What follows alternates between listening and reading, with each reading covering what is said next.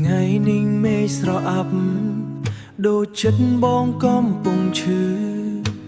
ពេលដឹងថាស្នេហ៍យើងនឹងដល់ថ្ងៃត្រូវបែកពីគ្នា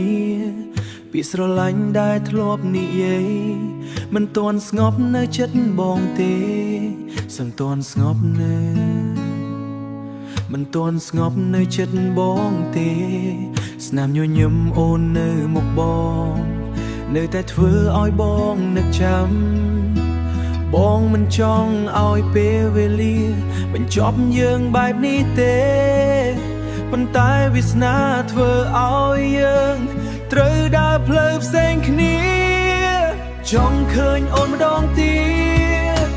មុនពេលយើងបែកគ្នាសូមឲ្យបងបាននិយាយពីស្នេហ៍ចុងក្រោយម្ដងទៀតបានទេបើថ្ងៃស្អែកគ្មានអូនបងនឹងរស់យ៉ាងដូចម្ដេចសូមឲ្យអូនចាំថាបងនៅតែស្រឡាញ់អូនជានិច្ចអនុស្សាវរីយ៍យើងធ្លាប់មានមិនអាចលុបចេញពីចិត្តរាល់ជំហានដែលដើរជាមួយអូនបងនៅតែចងចាំសូម្បីតែសំឡេងអូនហៅឈ្មោះបងក៏នៅតែច្បាំងក្នុងចិត្តបើអាចត្រឡប់ក្រោយបានបងមិនអោយវាបែកបាក់ឡើយចិត្តបងនៅតែសង្ឃឹមទោះដឹងថាមិនអាចប៉ុន្តែស្នេហ៍នេះមិនងាយបំភ្លេចទោះបីត្រូវបែកគ្នាចង់ឃើញអូនម្ដងទៀតមុនពេលយើងបែកគ្នាសូមឲ្យបងបាននិយាយពីស្នេហ៍ចុងក្រោយម្ដងទៀតបានទេបើថ្ងៃស្អែកគ្មានអូនបងនឹងរស់យ៉ាងដូចម្ដេចសូមឲ្យអូនចាំថាបងនៅតែស្រឡាញ់អូនជានិច្ច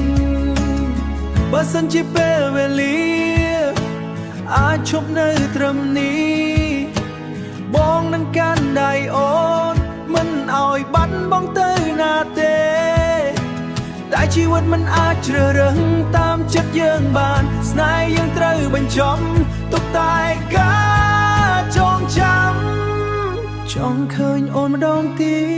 តមុនពេលយើងបែកគ្នាសូមឲ្យបងបានអបអូនជាស្នេហ៍ចុងក្រោយបងនឹងខ្វាំងអ្វីគ្រប់យ៉ាងបងនឹងរក្សាទុកជាងរហូត